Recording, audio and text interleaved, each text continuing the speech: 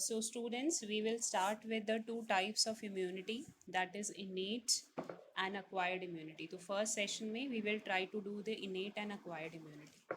तो as I was telling you, innate word का meaning होता है जो हमें by birth मिलता है, ठीक है. जो भी चीज़ हमें by birth मिलेगी जिसमें हमारे पार्ट पे कोई हार्ड वर्क इन्वॉल्व नहीं है, that will be called innate immunity.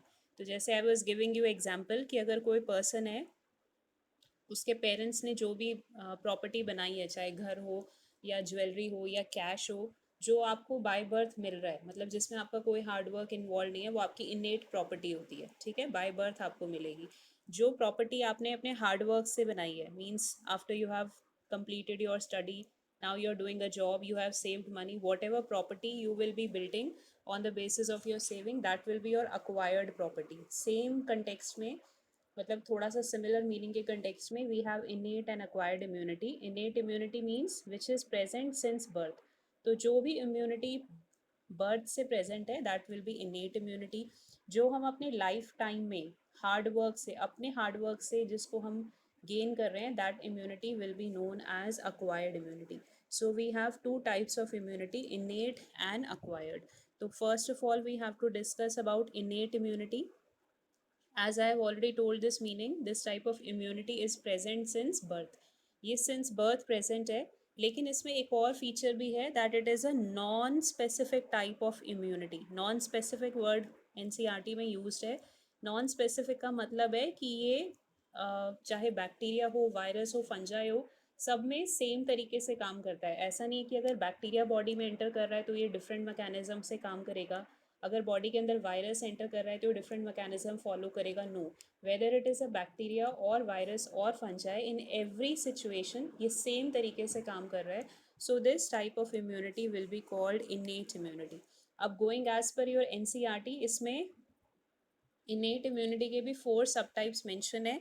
जो फर्स्ट इसमें मैंशनड है, that is your physical barrier. Okay, physical barrier में इसमें सबसे पहले इन्होंने काउंट किया है, स्किन को काउंट किया है. जैसे अगर हम अपने स्किन का स्ट्रक्चर देखें, स्किन में बहुत सारे ग्लैंड्स होते हैं. तो स्किन में एक सेबेशियस ग्लैंड होता है which is secreting sebum. Okay, और ये जो सेबेशियस ग्लैंड स्किन में प्रेजेंट है, जो सेबम वगैरह सिक्रीट कर रहा है, या स्वेट ग्लैंड्स है, या बहुत सारे डिफरेंट टाइप के ग्लैंड्स हैं. So many of such glands which are present in the skin, they are secreting lactic acid. Okay, lactic acid आपने पता होगा ये term, this is a mild acid which is present in the curd also. तो ये जो lactic acid है, because it is acidic in pH, तो जो भी स्किन का pH होगा वो न्यूट्रल नहीं होगा, डिपेंडिंग अपॉन कि कितना लैक्टिक एसिड सिक्रीट कर रहा है. स्किन का जो pH है वो 3 से 5 हो जाएगा. ऑब्वियसली अगर स्किन का pH स्लाइटली एसिडिक है, तो जितने भी माइक्रो ऑर्गेनिज्म है, एटलीस्ट उसके 70% माइक्रो ऑर्गेनिज्म तो स्किन के थ्रू हमारी बॉडी में एंटर नहीं कर पाएंगे, because pH is acidic, it is 3 to 5. And this pH will make sure कि majority of the bacteria, at least 70% bacteria जो हैं वो हमारी बॉडी में स्किन को क्रॉस करके एंटर नहीं कर पाएंगे. बट ये जो हमारे ग्लैंड्स हैं जो लैक्टिक एसिड बना रहे हैं, ये हमें हेल्प कर रहे हैं, because they are not allowing the bacteria और the other pathogens to enter. लेकिन अगर कई बार ऐसा भी होता है कि ये जो ग्लैंड्स हैं जो लैक्टिक एसिड बनाते हैं, अगर इसी के अंदर किसी बैक्टीरिया ने, वायरस ने अटैक कर दिया, तो ये बहुत ज़्यादा लैक्टिक एसिड प्रोड्यूस करना स्टार्ट कर देंगे और इन ग्लैंड्स में स्वेलिंग होना स्टार्ट हो जाती है. And that problem is called acne. ये टीनेजर्स में बहुत कॉमन प्रॉब्लम है, जिसके ऊपर स्किन के ऊपर पूरा लेट्स से कि पूरा मार्क्स रह जाते हैं. स्किन डीपिगमेंटेशन होना स्टार्ट हो जाती है, स्किन के ऊपर कलरेशन स्टार्ट हो जाएगी.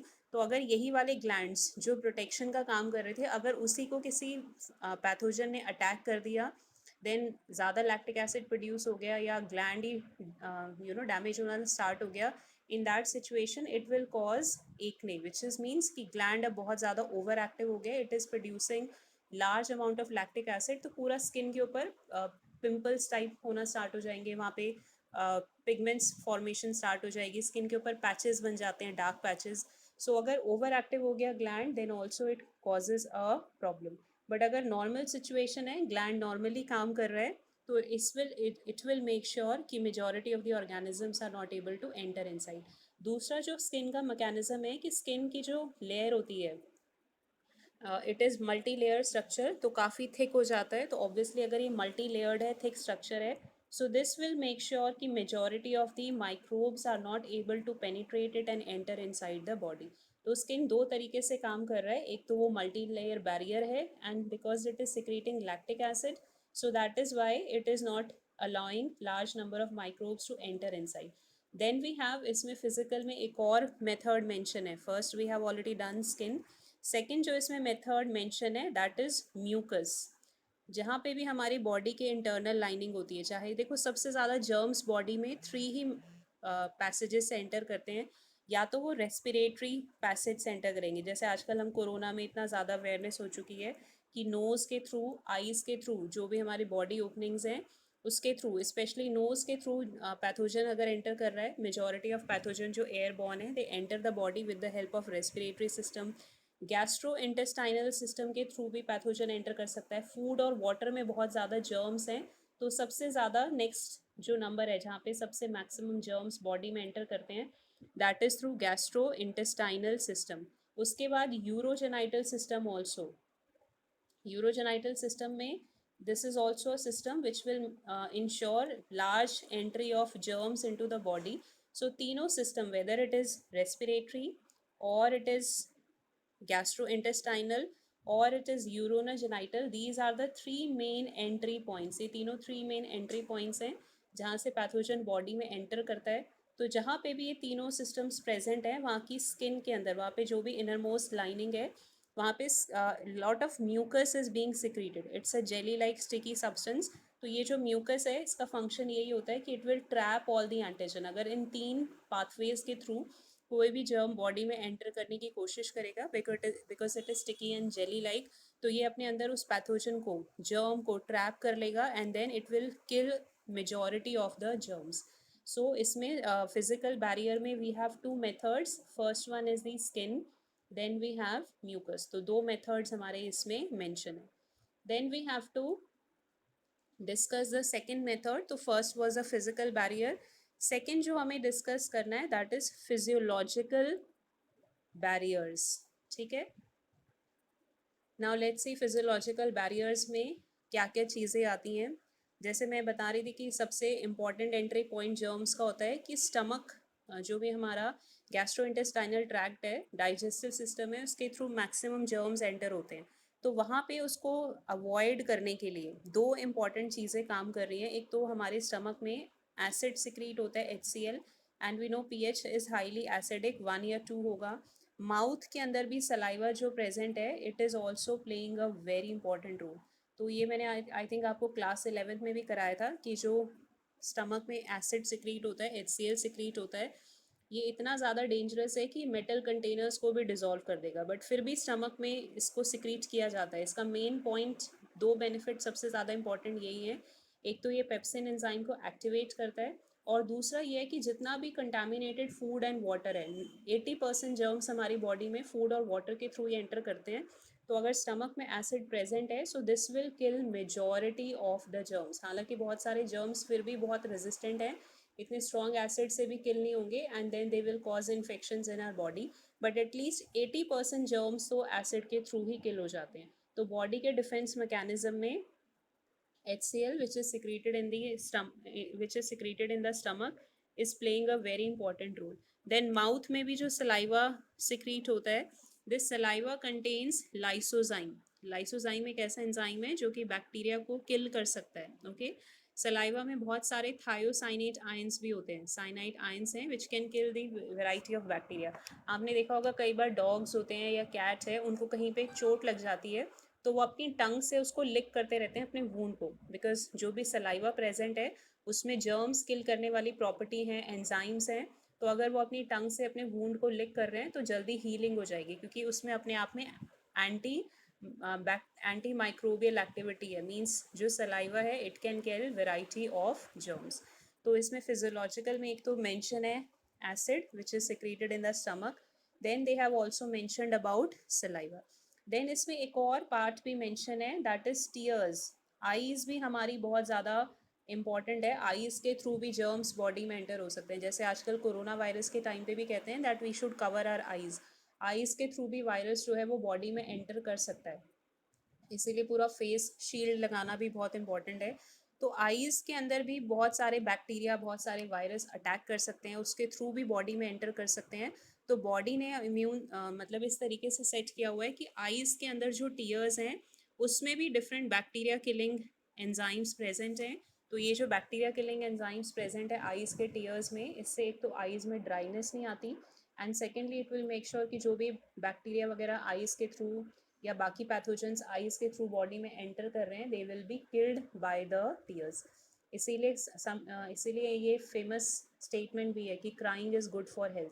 दो बेनिफिट्स हैं, तो इससे हमारी आईज भी हेल्दी होती है, and at the same time अगर हम लाइफ में किसी साइकोलॉजिकल प्रॉब्लम को फेस कर रहे हैं तो if we cry once in a while, तो जो भी हमारे इमोशंस पेंड अप हो चुके हैं, बॉडी में बिल्टअप हो चुके हैं, that emotions can be release in a healthy manner. तो ये तीनों ही इसके अंदर काउंट होते हैं, acid, saliva, tears. Okay, then we have third one, that is called cellular barriers. Cellular मतलब जिसमें हम सेल्स की बात करेंगे कि कौन कौन सी सेल्स इंपॉर्टेंट है, ठीक है। अब सेल्यूलर बैरियर में वाइट ब्लड सेल्स सबसे ज़्यादा इंपॉर्टेंट है। ये आप क्लास 11th में अपना चैप्टर 18 खोल के देखना, उसमें WBC में दो टाइप के मेंशन होंगे, B cells and T cells, ठीक है। तो अभी हम इम्यून सिस्टम जब डिस्कस करेंगे then also we will see कि बी सेल टी सेल्स बहुत इंपॉर्टेंट है, because these B cells and T cells will make sure they will kill all the germs. तो ये तो एक तो अपनी शेप चेंज कर सकते हैं, ओके अभी डिस्कस करेंगे बी सेल टी सेल का पूरा फंक्शन डिटेल में। शेप चेंज कर सकते हैं, ये फैगोसाइटोसिस एक्टिविटी शो करते हैं। आपकी एनसीईआरटी बुक में एक टर्म मेंशन्ड है इसी में, phagocytosis. So now let's discuss what is phagocytosis. Let's say this is a normal T cell, ये नॉर्मल टी सेल प्रेजेंट है और यहाँ पे बाहर पे कोई जर्म प्रेजेंट है, कोई भी बैक्टीरिया हो सकता है, वायरस हो सकता है। सो जैसे अमीबा अपना फूड इंजेस्ट करता है, फूड वैक्यूल फॉर्म करता है, कप शेप स्ट्रक्चर फॉर्म करेगा, तो ये जितने भी टी सेल्स हैं they can also form cup like structure, क्योंकि ये अमीबॉइड है, ये अपनी शेप चेंज कर सकती हैं। तो बिल्कुल अमीबा के जैसे पहले वो एक कप शेप स्ट्रक्चर बनाएंगी, उसके बाद व्हाट वुड हैपन, ये जो पूरा जर्म है ये वाइट ब्लड सेल के अंदर चला जाएगा, वैक्यूल से इनक्लोज होके, जैसे अमीबा फूड डाइजेस्ट करता है सेम वे में it will be entering inside. फिर इसके अंदर जितने भी लाइसोसोम प्रेजेंट हैं, इस टी सेल के अंदर जितने भी लाइसोसोम प्रेजेंट हैं, वो सारे लाइसोसोम इसके साथ, इसमें काफ़ी सारे लाइसोसोम के वेसिकल्स फ्यूज हो जाएंगे और जितना भी ये जर्म है इसको स्मॉल पार्ट में डिग्रेड कर देंगे। सो दिस एक्टिविटी जिसमें टी सेल पूरा का पूरा जर्म अपने अंदर ले लेती है और उसको स्मॉल पार्ट्स में डिकम्पोज कर देती है, that process is called phagocytosis. Phagocytosis mean cell eating. ये बिल्कुल वही वाला प्रोसेस है जो अमीबा में भी होता है, when the amoeba is taking the food, बिल्कुल एग्जैक्टली सेम है। पहले कि वो कप शेप स्ट्रक्चर बनाएगा, फिर उसके बाद फूड वैक्यूल बनाएगा, फिर उसको स्मॉल पार्ट्स में डाइजेस्ट कर देगा। तो सेल्यूलर बैरियर में हमें बी सेल्स और टी सेल्स का फंक्शन स्टडी करना है। इसमें एक और टर्म भी मेंशन है, monocyte and natural killer cell. इसका फंक्शन अभी हम आगे acquired immunity में जब डिस्कस करेंगे then we will be discussing it in detail. Then we have fourth type of barrier which is called cytokine barrier. Okay, now let us understand what does the term cytokine means. cytokine barriers तो बहुत important होते हैं। जैसे let's say कि this is a cell और इस cell के अंदर वायरस एंटर हो चुका है, virus has entered inside the cell. Mostly viruses यही करते हैं कि सेल के अंदर एंटर हो जाते हैं, दे हाइड इनसाइड द सेल। अब जैसे कोई वायरस, एक चीज़ तो बहुत क्लियर होनी चाहिए कि जो साइटोकाइंस हैं वो सिर्फ वायरस के अगेंस्ट सिक्रीट होते हैं, किसी बैक्टीरिया फंजाई के अगेंस्ट सिक्रीट नहीं होंगे, they are only made against a virus. तो अगर कोई वायरस किसी सेल के अंदर एंटर हो चुका है, सेल के अंदर जाके हाइड हो गया है, तो now this cell knows for sure, अब इस सेल को पता है कि वायरस अगर एंटर हो चुका है तो धीरे धीरे वायरस अपनी बहुत सारी कॉपीज बनाएगा और ये सेल अल्टीमेटली बर्स्ट होगी। तो दिस सेल ऑलरेडी नोज कि मुझे शॉर्ट स्पैन ऑफ टाइम में मेरी डेथ 100% श्योर्ड है कि आने वाले थोड़े टाइम में मेरी डेथ होने वाली है। So before the cell dies it will transmit the signal to the neighbouring cell. अब इसको पता है मेरी डेथ तो होने वाली है, तो डेथ से पहले कि इसके आसपास जितनी भी बाकी सेल्स हैं जो अभी हेल्दी हैं, जिसमें वायरस एंटर नहीं हुआ, बिकॉज वी नो बॉडी में सेल कभी भी सिंगल नहीं होती, टिश्यूज़ के फॉर्म में होगा, large number of cells are present together. So now this cell will send a signal to the neighbouring cells which are healthy cells, या जिसको हम नॉन इन्फेक्टेड सेल्स भी कहते हैं, उसको वो पूरा मैसेज ट्रांसमिट कर देगी कि वायरस बॉडी में एंटर हो चुका है, so please you try to save yourself. तो वो मैसेज कैसे करता है, जिस सेल के अंदर वायरस एंटर हो चुका है, how it is sending the message to the neighbouring non infected cells, it will be making certain proteins and these proteins are called interferons.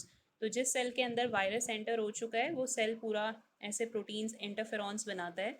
ये इंटरफेरॉन्स साथ वाले में जितने भी नेबरिंग सेल्स हैं जिनके अंदर अभी वायरस एंटर नहीं हुआ उनको अलार्म कर देते हैं, उनको पूरा अलर्ट कर देते हैं कि आने वाले टाइम में आपके ऊपर भी वायरस अटैक होने वाला है, सो प्लीज़ बी प्रिपेयर्ड.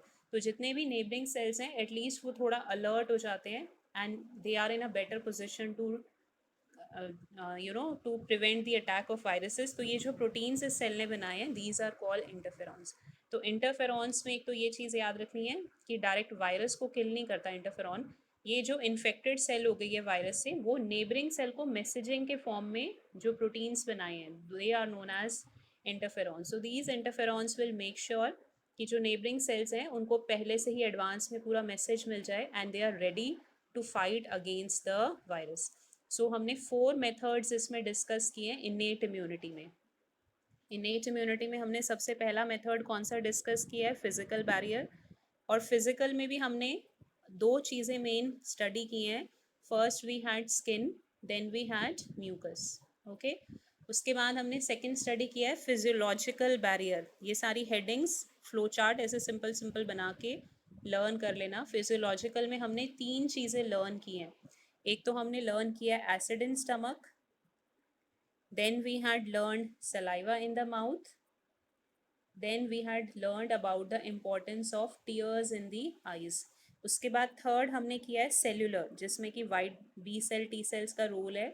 वो अभी हम अक्वायर्ड इम्यूनिटी में भी और डिटेल में करेंगे. देन फोर्थ नंबर पे we have studied about cytokine या इंटरफेरॉन्स. तो ये जो भी साइटोकाइन इंटरफेरॉन्स हैं they are specific against the virus. तो we have done 4 sub headings under the innate immunity. तो इनेट इम्यूनिटी के 2 फीचर्स आपको अच्छे से लर्न होने चाहिए. एक तो इनेट इम्यूनिटी नॉन स्पेसिफिक है. नॉन स्पेसिफिक का मतलब चाहे बैक्टीरिया हो, वायरस हो, फंजाई हो, उसको कोई मतलब नहीं है, वो सबको एक ही तरीके से किल करने की कोशिश करती है. सेकेंड इसमें प्रॉपर्टी है that this type of immunity is present since birth. ये सिंस बर्थ प्रेजेंट है. सो इसमें हमने 2 फीचर्स लर्न करने हैं. इसके 4 जो सब हेडिंग्स हैं that we have to learn.